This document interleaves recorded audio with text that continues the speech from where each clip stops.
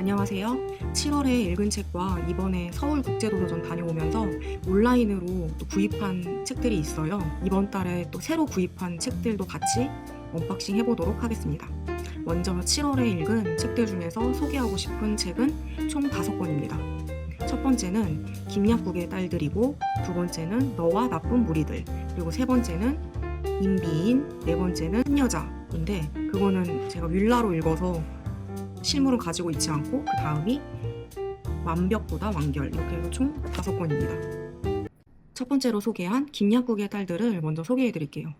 이번 독서에서 제일 큰 독서량을 차지했던 책은 지금 이 박경리 작가의 김약국의 딸들이에요. 이게 500페이지라 나름 벽돌책이라서 읽기 어려울 줄 알았는데 이 소설의 흡입력이 너무 좋아서 집중해서 5일 만에 읽었던 것 같아요. 이 책에 대해서는 조금 더 길게 이야기해 보도록 할게요. 이 책의 내용은 한 가문의 이야기로 시작을 해요. 조부모인 김봉용과 그 숙장의 비극으로부터 그들의 아들인 김약국. 김약국은 이름이 아니고 약국집의 아들이라고 해서 그냥 김약국이라고 불러요. 김약국의 본명은 김성수예요. 그래서 김성수와 부인과 그리고 5 딸들의 각각의 운명을 이 소설 속에 담고 있어요. 이 각각 딸들을 소개해 드릴게요. 제가 이 김약국의 딸들을 AI를 통해서 진짜 공들여서 가계도를 만들었거든요. 이 가계도 보면서 설명해 드리도록 할게요. 이 가계도 만드느라 정말 진땀 뺐습니다. 그래서 가계도 보면서 이 첫째 용숙은 남편을 일찍 사별한 후 재물에 집착하고 또 이기적인 삶을 선택하며 가문의 비극에서 자신을 분리하려 애쓰는 인물이에요. 그리고 둘째 용빈. 용빈은 서울에서 공부한 지식인이자 비극의 관찰자이고 또 연인의 배신을 당하는 그런 고난을 겪지만 고향을 떠나서 새 삶을 개척하는 이 소설의 딸들 중에서 중심축의 또 인물이에요. 또 셋째 용란은 본능과 욕망에 충실한 인물이에요. 머슴 한돌이와 또 한돌이라는 이름을 가진 첫사랑과 또 남편 연하의 학대 속에서 비극적인 운명에 휘말리는 인물이에요. 그리고 넷째 용옥은 순종적이고 인내하는 전통적인 여인이에요. 이 언니 용란을 마음에 품은 그 서기두라는 남자를 만나 결혼을 하지만 이 남편에게 끝내 사랑받지 못하고 좀 결말이 안타까운 인물이었어요. 그리고 마지막 5번째 막내 용애. 용애는 이 집안의 비극을 모두 지켜보는 가장 어린 딸이에요. 그래서 나중에 둘째 용빈의 그 손을 잡고 이 고향 통영을 떠나서 가문의 새로운 희망을 암시하는 그런 인물이기도 해요. 이 가계도에서 보셨듯이 이 5 딸들의 인물에 대한 이야기만으로도 이 책이 얼마나 수많은 이야기가 담겨 있을지 궁금하지 않으신가요? 저는 감히 이 책을 제 인생을 조금 다른 포인트로 전환하는 데 도움을 받기도 했어요. 이 책의 뒷면에 작품 해설이 수록돼 있거든요. 이 책은 개정판이고요. 개정판에는 작품 해설이 있는데 이 전 버전에는 아쉽게도 작품 해설이 수록되지 않다고 합니다. 제가 좋았던 그 작품 해설 부분을 공유해 드릴게요.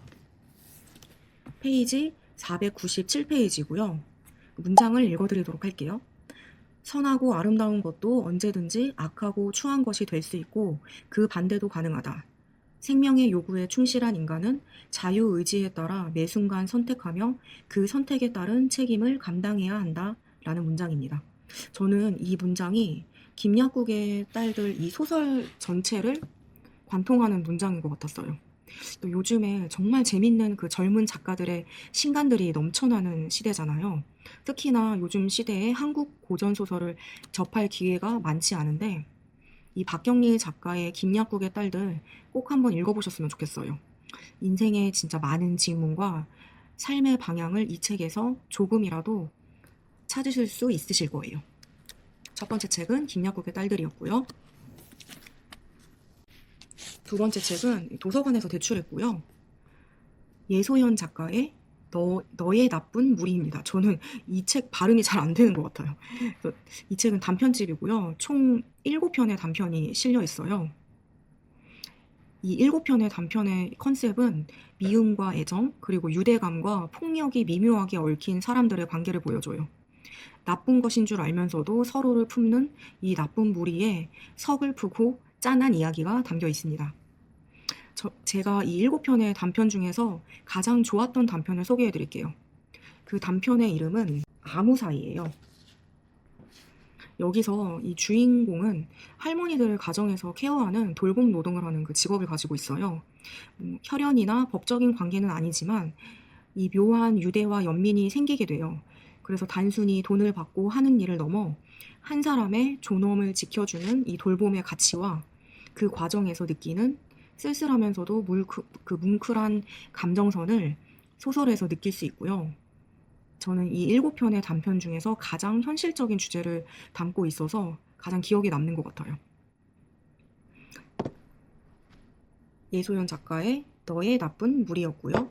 다음으로 세 번째 소설은 요즘 너무나 핫한 그 성혜나 작가님의 인비인입니다. 이 책은 기담이 실린 단편집이에요. 표지부터 엄청 강렬하고 어떤 이야기를 담고 있을지 궁금했는데요. 걱정과는 달리 오히려 좋아? 였던 내용들이 가득했던 것 같아요. 이 기담집은 귀신이나 괴물이 나오는 단순한 그런 공포가 아닌 인간과 비인간의 경계에서 느껴지는 기담 모음집이에요. 이 소설은 어제 그리고 오늘, 내일이라는 그 시간의 축으로 이야기가 나누어져 있고요. 저는 그 내일 파트에서 한 글자, 고라는 단편이 가장 인상 깊었어요. 이 고라는 단편 기담은 안드로이드, 휴머노이드 로봇에게 인간이 자신의 손으로 하기 싫은 일을 맡기게 되면서 결국은 로봇에게 뭔가 주권을 빼앗겨가는 모습이 기술이 발전하는 현재 사회에서 우리가 경계해야 할 부분은 무엇인가에 대해 생각해 볼 수 있는 좀 기발한 단편 기담집이었던 것 같아요. 그래서 인비인은 이 사람의 탈을 썼으나 사람이 아닌 존재, 우리는 과연 그것을 진짜 인간이라고 부를 수 있을까? 라는 질문과 결국 가장 무서운 건 역시 사람이구나 라는 걸 각인시켜주는 그런 소설 기담집이었습니다. 그리고 네 번째로는 그 윌라로 읽은 한여자입니다. 한여자는 아니 에르노 작가의 소설이고요. 저는 아니 에르노 작가의 책 중에서 진정한 장소 그리고 남자의 자리를 읽었고요. 두 편 모두 너무 좋았고 지금 그리고 미음사에서 세계문학점집으로 그 유명한 아니 에르노의 또 다른 유명한 책인 그 사건을 구입했는데 그거는 아직 읽지 못했고 조만간 읽을 예정입니다. 이 한여자는 아니 에르노의 그 어머니의 일생을 되짚으며 개인적인 역사를 한 시대의 역사로 그 확장한 작품이에요. 내용을 조금 설명해 드리면은 노동자 계급에서 태어난 그 가난한 열등감을 극복하려고 평생 애쓴 어머니의 삶을 조명하며 아니 에르노의 신분의 변화에 따른 이 모녀의 미묘한 갈등을 나타내는 이야기로 시작돼요. 또 평생 강인하고 주도적이었던 이 어머니가 알츠하이머에 걸려 점차 이제 기억과 존엄을 잃어가는 과정을 딸의 그 관찰자 시선으로 그려내고 있어요. 이 책은 단순히 그 심파적인 슬픔을 나타내는 글이 아니라 그 아니 에르노의 칼날 같은 문장 속에서 나를 낳아준 어머니이기 전에 스스로의 삶을 살아낸 한 여자의 이야기를 담고 있어요. 아니 에르노의 책을 읽어보실 계획이라면은 저는 이 한 여자를 가장 먼저 읽어보시는 것도 좋은 순서인 것 같아요. 그리고 이 마지막 책은 이것도 도서관에서 대출한, 이분 아마 인스타에서 유명하실 것 같은데 문예진 작가님의 책이고요. 제목은 완벽보다 완결이라는 에세이집이고요. 도서관에서 이 책 살짝 보고 전체를 보고 싶어서 빌려왔고요. 저는 인스타로 이 문예진님은 이미 알고 있었고요. 이분 인스타에 가면은 그 통창으로 돼 있는 그 주택집을 인테리어를 정말 예쁘게 해주셨어요. 그래서 아, 이분이 정말 인테리어적이나 뭔가 좀 감각이 있는 분인 건 알고 있었는데 예전에 그 사진 포스터를 판매하시다 최근에는 표지에도 있듯이 꽃을 압화를 해서 전시를 하시거나 압화 그 하는 키트 같은 거를 판매하시는 것 같더라고요. 이 책의 내용은 이 한 브랜드가 만들어지면서 그 겪는 과정과 본인의 성장 이야기를 담고 있고요. 특히 마지막 편에 이 분이 반려했던 그 반려견들의 이야기가 있어요. 저는 솔직히 반려견 이야기가 나올 줄 몰랐는데 정말 눈물 버튼이었고요. 그리고 정말 담담하게 본인의 이야기를 쓰셨는데 그 안에서 만난 그 소중한 인연들이 참 부럽더라고요. 그래서 한 브랜드가 만들어지는 과정도 한 사람의 아이디어와 그 발판이 필요하지만 성장하기 위해서는 나를 진심으로 지지해주는 사람이 꼭 필요하다라는 그런 생각이 들었어요. 잔잔하게 읽기 되게 좋고 중간중간에 이 작가님이 사진을 이렇게 중간중간에 보여드리면은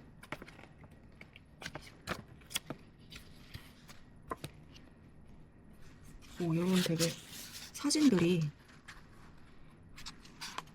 실려 있거든요.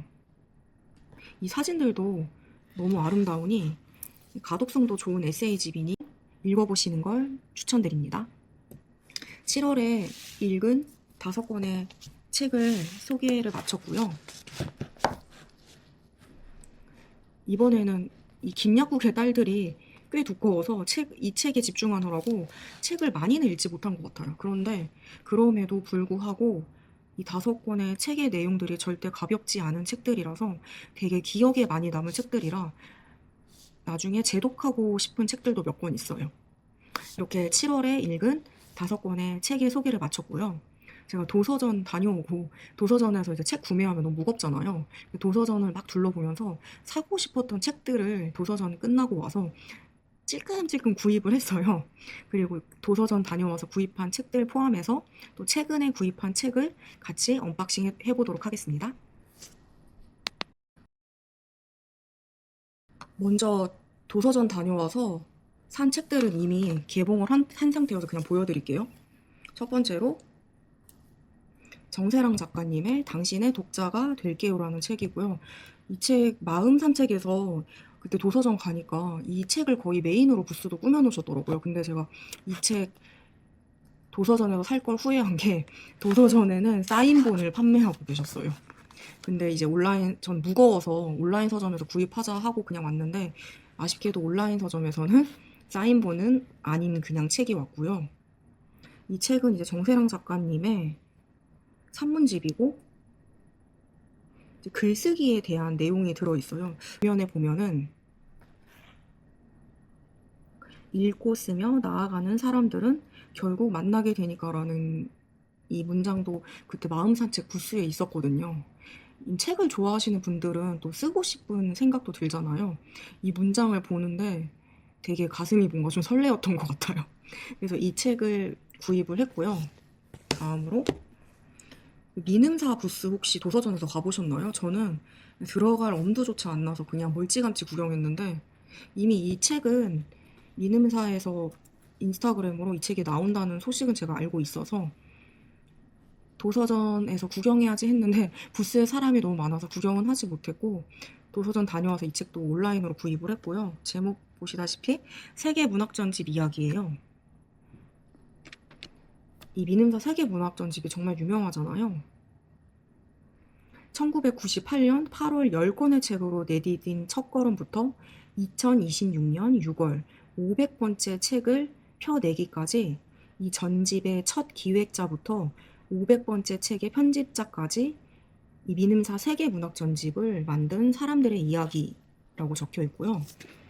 인터뷰지처럼 돼 있기도 하고 안에 또 세계 문학 전집 몇 편이 또 들어가 있어서 이제 책 속에서 또 영업을 당할 것 같은 느낌?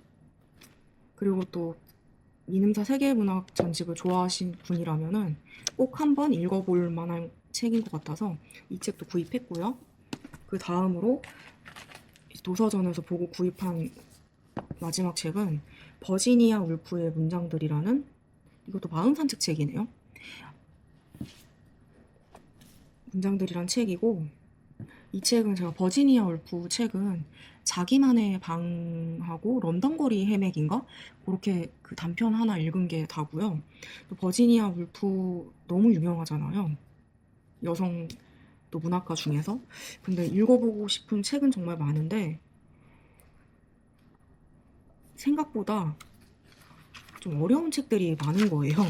근데 이 책이 그 버지니아 울프의 책에 있는 그런 문장들을 엮은 책들인 것 같아요.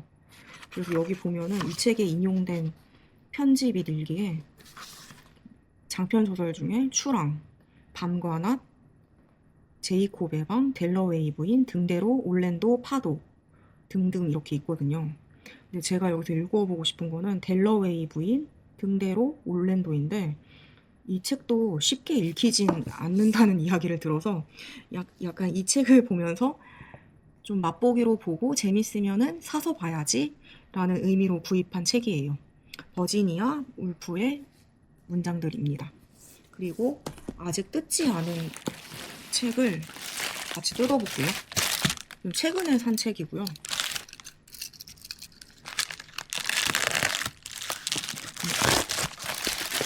이 책은 짠, 박경리 작가님의 표류도입니다. 제가 김약국의 딸들 너무 잘 읽은 거예요. 사실 저의 버킷리스트가 토지를 읽는 건데 지금 동네 그 중고 책방에 폐업하면서 토지 1권부터 12번까지 나온 거 청소년 문학을 5,000원 주고 구입해서 지금 가지고 있는 상태고요. 그 전에 이제 아까 보여드렸던 이 박경리 작가님의 김약국의 딸들과 같이 이 표류도도 이번에 리커버로 새로 나온 거는 표지가 너무 예쁘죠. 일단 또 표지가 예쁘면은 읽는 기쁨이 또 배로 되잖아요. 그래서 이 책을 김약국의 딸들을 다 읽고 구입을 했고요. 이 총 이렇게 표지 나온 게 애가라는 책도 있거든요. 근데 이제 어떤 책을 한 권 더 볼까 하다가 저는 약간 이 표류도에 있는 추천 문구가 더 끌려서 이걸 구입했는데 뒤에 뭐라고 적혀 있냐면 남편을 잃고 금기된 선택 앞에 선 한 여자, 시대의 가부장적 질서에 따르지 않기로 선언하다. 약간 여장부 얘기 좀 좋아하는 편이긴 하거든요. 그래서 이 표류도 선택했는데 표류도는 김약국의 딸들보다는 훨씬 짧아요. 340페이지 정도까지 있고요. 이 책을 구입했고요. 다음으로는 이것도 아직 뜯지는 않았는데 이거는 뭐 지금 너무나 지금 제가 이 유튜브를 올리고 났을 때는 이미 영화가 개봉을 했을 거예요. 짐작을 하셨을지 모르겠지만 영화라고 해서 이거 이 책은 오디세이아입니다. 이 책 두껍잖아요. 벽돌책이에요. 가격대도 꽤 있어요. 정가는 32,000원인데 저는 막 알라딘에서 책을 좀 구입하는 편인데 책 구입하기 전에 적립금을 진짜 야금야금 열심히 쌓아둡니다. 그래서 원래 10% 할인도 됐지만은 그 적립금 쌓아놓은 걸로 해서 이것도 엄청 저렴하게 또 구입을 했고요.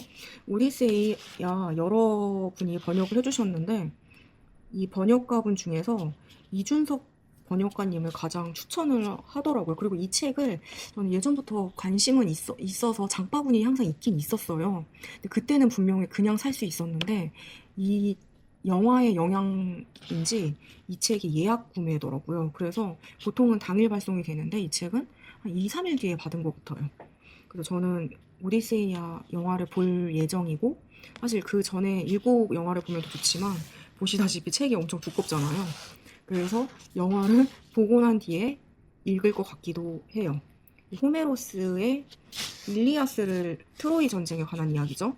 그 다음 편에 대한 이야기인데 오디세이아의 서사가 좀 더 저한테는 흥미로웠어요. 그래서 이제 이걸 영화로도 보고 책으로 읽고 또 저에게 또 어떤 이 책 영향을 줄지 매우 궁금한 책입니다. 그래서 새로 산 책들은 이렇게 총 5권입니다. 두께감이 있는 책도 구입을 했으니 이번 달에도 또 부지런히 읽고 8월에 읽은 책으로 돌아오겠습니다. 감사합니다.